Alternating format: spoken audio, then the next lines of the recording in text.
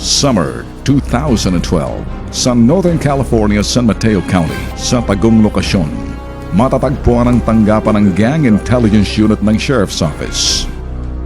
Pinahintulutan ng grupo ng BITAG Team Ride Along na maidokumento ang malawakang operasyon ng Gang Task Force. Kakaibang mga paraphernalia ngayon na gamit itong mga gangs. Kakaiba last year, marami nang nadagdag na mga armas na nakuha to. Ito mga aktual to. Yung iba are sort of like props na ginagamit nila. Totoo to. Lahat to ginagamit to as weapons. Mula sa iba't ibang police department, mabilis na nagdatingan ng mga miyembro ng Gang Task Force. Kabilang dito ang Pilipinong sheriff na si Antonio Torres. We're producing this actually for Filipino communities back home, also here. Inumpisahan ang briefing para sa sasagawang operasyon. Just to give you a little bit of a recap, right now we are in the final week of phase 3. Last week they did a really good job. There were 21 new gang validations. There have been 41 weapon seizures year to date.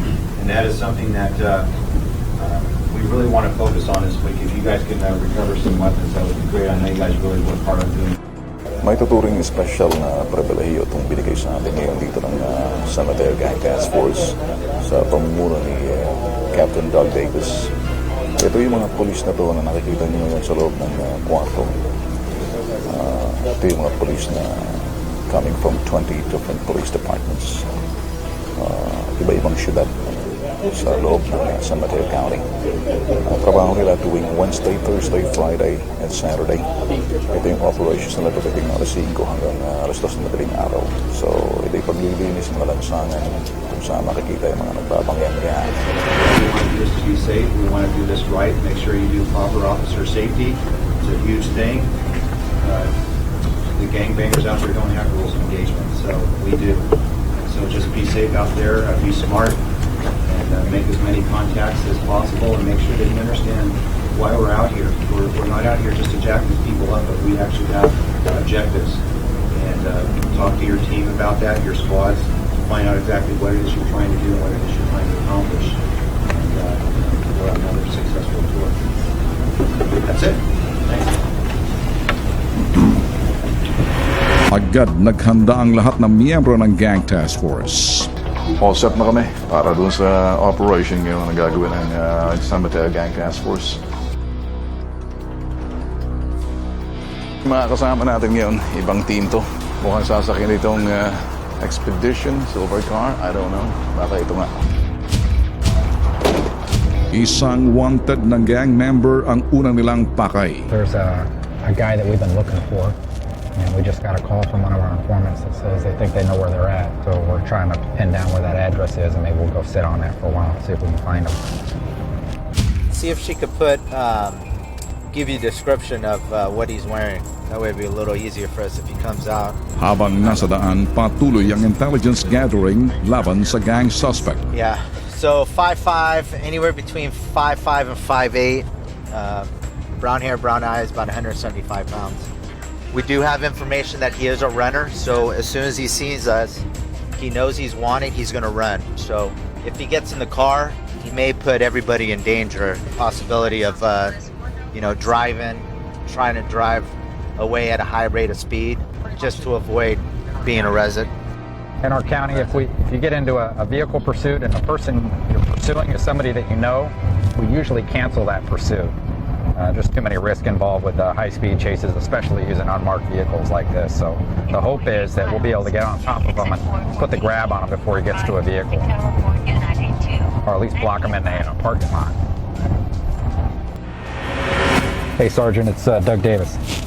Dahil positibo ang impormasyon, tinawagan ni Captain Doug Davis ang ibang grupo. And there's a spot behind that Starbucks would be a good spot to rally up. And and it's right next to there, and the informant says they're sitting in there right now. So we'll head that way and we'll meet you there. So right now we called another unit to come meet us so we could come up with a game plan. Sa staging area, sasagawang final briefing. Ultimately, we'd like to sit on the place where he's at and see if we can get eyes on him. If we can get eyes on him and catch him coming out and get him before he gets to his car, that would be the best. If not, we may be able to do a probation search of the home and see if we see him inside the home. But right now, we're fairly close to where he's supposedly at. Maya-maya lang, nagdatingan na ang lahat ng miyembro. Ginawa lang staging area itong lugar na to sa likod ng mall. At malapit nandito yung bahay ng kanilang tinutugis na wanted. So titingnan natin kung ano mga susunod na hapang na gagawin na pagbibitag dito sa wanted na to. We're going to be heading over to 1616 Parkwood Drive right here in San Mateo. I believe it's right up off of De Anza. Person in question is going to be Joseph Fabro. So he's 1030 out of Santa Clara County. Felony probation out of Santa Clara County. He's going to have a tattoo of Bay Area on his arms. My plan is you guys sitting on one side, us sitting on the other side of the location, and just kind of sit for a little bit, wait for him to come out. We get a foot pursuit, have at it, just stay paired up. If he gets to a car, we're going to let that go. So if he gets to a car and takes off, we know who he is, let him take off, and we'll get him another day. Tiningnan na Captain Doug Davis, Detective Gabriel Huerta at iba pang miyembro ng GTF ang tunay na katauhan ng suspect sa database ng San Mateo County. But that's the guy we're looking for. The person in there is on probation, so we can go in and do a probation search, maybe, unless we decide not to. So depending on if we go in and do a probation search on the residence, we'll call more additional units just for backup on the outside while we make contact at the front door. Back end leads to a trail that goes all the way around Hillsborough and back. Well, if he takes off and starts running, then Gabe and I will hang out at the front, and you two can go ahead and chase him up the hillside. Sound good? All right. Pilos na mga operatiba ng Gang Task Force. No clothing, no vehicle. 1616 right there. So that's the house. Looked like the front door was wide open. That's the house with the blue car.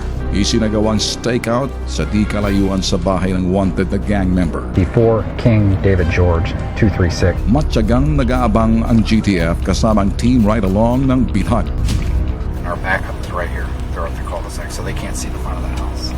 Oh. If he comes out, they're going to be coming down from this way and in. We'll be coming this way. Okay. So if he comes out and goes towards that white car, I'll just let him know he's on the move. He come down the cul-de-sac, and then we'll roll up. Okay. I'm going to deploy one of the drones out the back.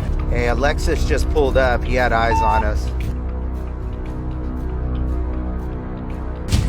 You think it would be cool to just do a probation search? Yeah, I do it now though. Alright, do now. Ilang saglit lang ang lumipas, naging mabilis ang pangyayari. 99 Sam 10, why don't you come down? We're going to do the search now. He's just walking out into the front door. Nagkantabay lang kami sa labas ngayon dahil papasukin na lang itong subject. Dahil gagawin lang probation search. So medyo baka may takbuhan to rito. In-expect natin, hindi natin alam. Pumuposisyon yung ibang mga kasamahan ng mga gang task force. Gigilid lang tayo, baka posibleng lumabas dito sa harap. Si Doug Davis at apat na kasamahan ng mga taga-gang task force sa loob na. Ginawa na lang option 2, probation search dahil nasa under probation yung wanted na to. Bukas daw yung sliding door sa likod. Kaya't may hinala sila. Baka natunugan kami kanina nung tumambay sa labas. O mabilis ang pangamoy pag ang tao isang wanted, laging tamang hinala. Kaya ang ginawa ni Capt. Doug Davis on foot, pinahanap doon sa Filipino patrol officer na kasama sa gang task force si James de Los Santos ng South San Francisco Police Department. Titingnan natin kung makukuha nila. Well, he's wanted out of another county for felony probation violation. So basically he's been arrested and then he made another violation which gave him a felony warrant. Obviously it's gang related, but right now the officers are up that cul-de-sac in the bushes area there. As soon as the canine car gets here, we'll move up that direction. Pagdating ng dog tracker, sinimula ng pagtugis sa tumakas na suspect. Just come up. Yeah, you know Gabe Huerta? Of course. Yeah, he's up there at the top. Negative 3 David 51 from 3 Sam 51.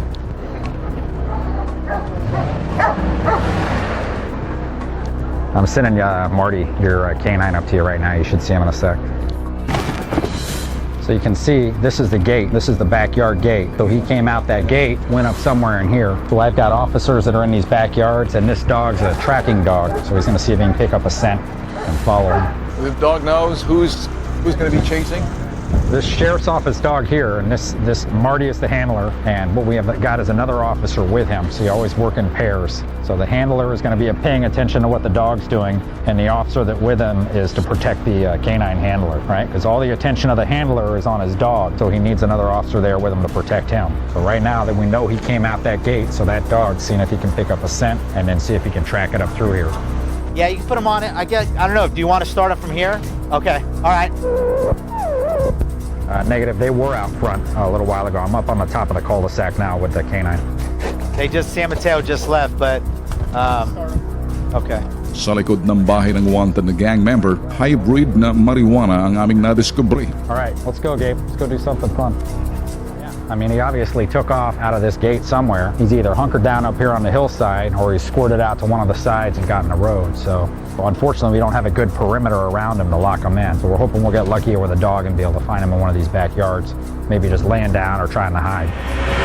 Nasa itaas ng hill na yan, yung dalawang K9 officers na may kasamang sniffing dog, hinala nila, umakyat doon, galing dito sa bahay na to, paakyat.